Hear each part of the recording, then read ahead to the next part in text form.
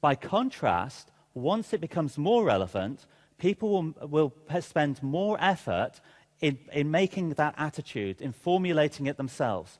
And they'll be using the raw ingredients, just like this Thanksgiving dinner here, of their thoughts, their feelings, and their emotions. Now, if we apply this now to society out there, this triangle here represents the population of the United States, but it could just as easily represent any of the countries represented here today, including the United Kingdom. And what we're doing here is we're splitting it down in terms of how they relate to their hearing. So here, these people in the blue have no reduction in their hearing at all. These people here in the brown, they have a reduction in their hearing, but it's either one that they haven't noticed or they're not admitting to. Whereas these three people in the green here are the people that we currently leave behind. They're the people that know that they have a problem with their hearing or suspect that they do, but they're not doing anything about it. And there, right at the top, are those who are currently using hearing aids. Now, the first thing we notice, obviously, is that the people who use hearing aids are very much in the minority there. Can anyone calculate very quickly what the percentage is? 3%. Okay, so 3% of the population use hearing aids. Now, when we come to what we said before about attitudes and whether they use ready-made attitudes or whether they use raw ingredients, how does this apply to this population? Well, clearly, those who have no reduction in their hearing, they're going to use ready-made attitudes because it's just not relevant to them. What about those with the undetected reduction in hearing? Are hearing aids relevant to them, yes or no? Oh, sorry, I can't hear you, anybody. There's kind of a yes and no, but mainly no. It's not relevant. It should be relevant to them, but it's not. So they're likely to use ready-made attitudes. What about hearing aid users? Are they likely to use ready-made attitudes or raw ingredients? Raw ingredients, that's right. What about the three people we currently leave behind? Are they going to use ready-made attitudes or raw ingredients? Ready-made? Yeah, okay. There's two possibilities. The two possibilities are that they're either hearing aids are not relevant to them, in which case, when they're following the ready-made attitudes out there, it's sending them a message that they should be avoiding hearing aids. In which case, the ready-made attitudes that are out there and the social norm is saying that hearing aids are not for you. On the other hand, if hearing aids are relevant to them, then they'll be using raw ingredients. In which case, they're not coming through our door because something about their feelings, their thought process, their actions are telling them to avoid. In other words, there's a signal getting out there that's saying avoid hearing aids. And so already we're beginning to see how we approach these three people. Because the first thing is, if they are using ready-made attitudes, then we need to give them some new ready-made attitudes. And you might be thinking, well, how on earth do we go about doing that? But that's part of today's presentation. It is possible. The first thing is that we need to answer for them these questions. First of all, when does somebody get their hearing checked? How does somebody notice a reduction in their hearing? What sort of people use hearing aids? And can I see myself wearing them? Remember what we said about oh no, we haven't got that to that bit yet. You haven't seen the presentation yet. I forget that. When should I use hearing aids? Okay. Whereas if they're using the raw ingredients of their own attitudes, then we have to make sure that our words and our messages, which are the way that we influence people, and the habits that we instill in people, they're actually telling them to approach hearing aids, not avoid them. Okay, so let's look at how attitudes, the raw ingredients of attitudes. Now, the first things are the thoughts. And when people are encountering hearing aids or thinking about hearing aids, they're going to be asking themselves, what do I know about this already? Are hearing aids good for me or are they bad for me? What are the pros, what are the cons? And they'll be weighing these things up. Now, the thoughts that are going to be easiest to pull up are going to have the greatest influence on their attitudes. Now, things that are easy to pull up will be things that have been constantly repeated, or things like stereotypes. We've been listening quite a bit about stereotypes over these last couple of days. Stereotypes are very easy to pull up. Sticky messages are also very easy to pull up. So examples of sticky messages, if you think of a brand out there, if I say just, what do you think? Just, what's the completion of it? Exactly, just do it. That's right. And what do you think of? What else do you think of? What else do you think of? Okay, so all of these thoughts are coming out just with that one word just. You're able to fill in the gaps because it was very easy to spring to mind because it had been repeated over the years with associations. Finger licking. What do you think of? It's break time, it's hungry, all those things. So those sticky messages, they're designed to spring to mind very, very easily. Feelings, when people use their feelings to create an attitude, they'll be asking themselves, does this make me feel good or does it make me feel bad? When we look at actions, people are asking themselves, what have I done in the past? And does the idea of wearing hearing aids actually fit in with what I've done in the past? Can I see myself wearing hearing aids? So these are the raw ingredients that people are pulling together in order to create their attitude. Now, one of the things that Michael Maslansky said was that it's not what you say, it's what they hear. Now, it actually goes one step further than that. It's not just what people hear, it's because of the thought processes it triggers in the background. So let's do another experiment. I'm going to give you a word, and I want you to think don't tell me what it is, but think. It sounds like one of those magic shows. It's not. Think what it is that springs to mind most easy. And then I want a show of hands a bit later on. But what springs to mind if I say the word bat? Okay? Don't tell me, and we'll come on to it. So say, for example, we hear the word bat. What happens is it triggers a load of thought processes behind the scenes. It's almost like the brain is getting ready other thoughts that might be needed.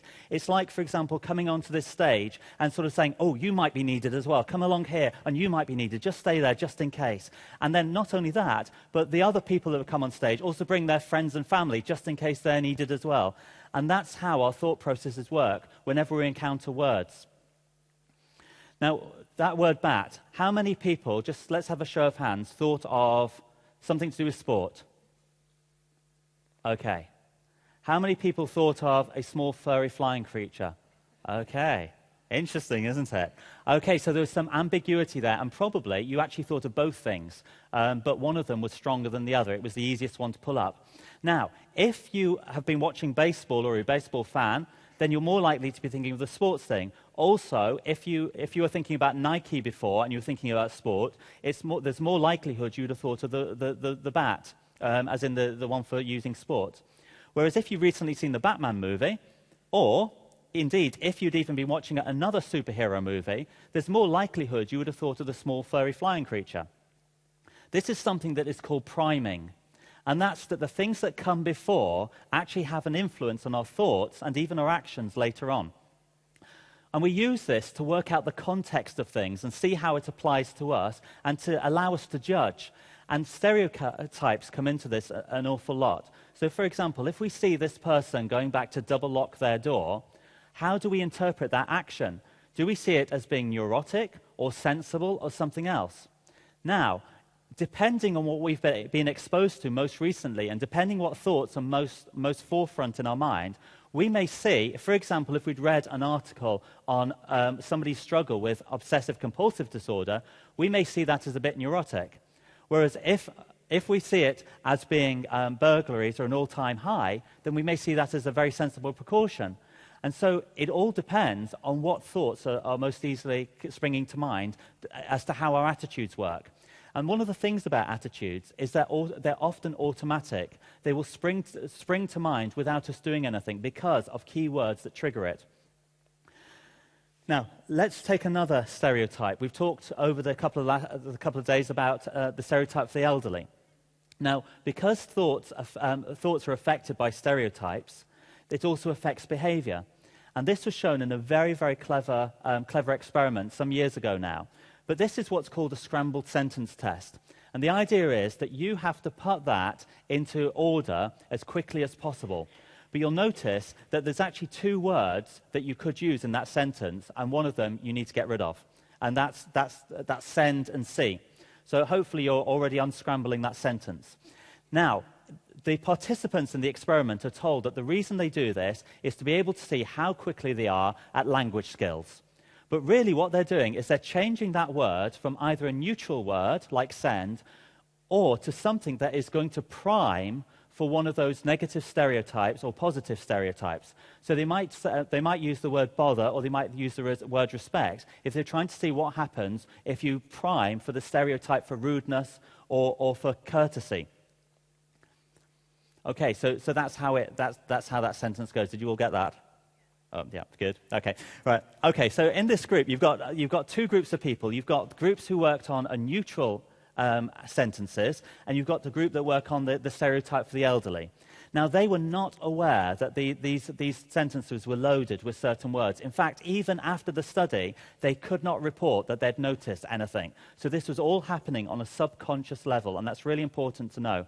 But after those who worked on the stereotype for the elderly left the experiment, they were secretly timed walking down the hallway, and they all walked significantly more slowly down that hallway as an account of working on those sentences. So by activating that stereotype through those sentences, it had actually activated the way that they walked. Now, these were not old people. They were not elderly people. These were actually students. But the stereotype had actually affected their behavior. And these experiments have been repeated and repeated and repeated, and it shows in other stereotypes as well. And this is really important for us, because if we are activating stereotypes in our communications, then we are going to have an impact on that. So think about what happens when people come into our reception rooms. For example, are we priming for the right feelings there, or are we activating stereotypes? For example, if somebody comes to the door and we're looking glum, then we all know that smiling is going to make them feel better. But remember that is something that they will then take into the consulting rooms when they're dealing with us. But think about the literature that we've got on our reception areas. I mean, I noticed, for example, that during the recent financial crisis, there were a lot of current affair magazines there that always had bad news. So I'd hide them away, because I knew that when it came to talking about money, it would have primed them in the wrong way. Also, when we're talking about technology, what ideas are we making spring to mind, and what are we priming when we think of it? For example, if we see one hearing aid there, or are we showing two hearing aids, and is that having an impact on what's considered the social norm? Think as well about the literature that we send out on our websites. What words are we using there that trigger stereotypes? So what I do is that when people come into the consulting room, if I notice that there's a particular objection that comes up, what I do is I note that objection. I would think in my mind, right, how can I change that objection so that the next time I can put that into the things that they see before they come into the consulting rooms, to see whether I can change their attitude before they actually get to that consulting room, because it makes the consultation goes a lot more smoothly. Right, now when the brain processes words, it works a little bit like Google. So we actually hear parts of the word, and the brain is already getting ideas ready just in case it's needed. So again, this is based on an experiment. Say, for example, we hear the word cat, or part of a word, cat. Again, what springs to your mind? What words come to mind? Let's have some ideas. Cat. Anything else? A car. Yeah, all those things. Okay, so for example, I've put these ones down. Now, the thing is that also the brain will also call up other words that could be related to cat. So captain and captive, because they all start with that sound cat. Now, as soon as we get more of that sound, then the sounds that aren't necessary, aren't relevant, they're all told to go back off stage because they're not relevant. But you'll see also that we've got ship up there and we've got a guard. And you're probably thinking, well, why is that there? But if you remember that not only do we get the words, but we also get things that are associated with that word. So captain reminds people of ships. Guards are thought of when you think of captives. So as we get more of that sound, we get rid of more of the irrelevant things, but we're left with captain or captive. So which one is it? Then finally, the brain hears captain, and it gets rid of the ones that aren't relevant, but it still leaves the associated ideas. So now,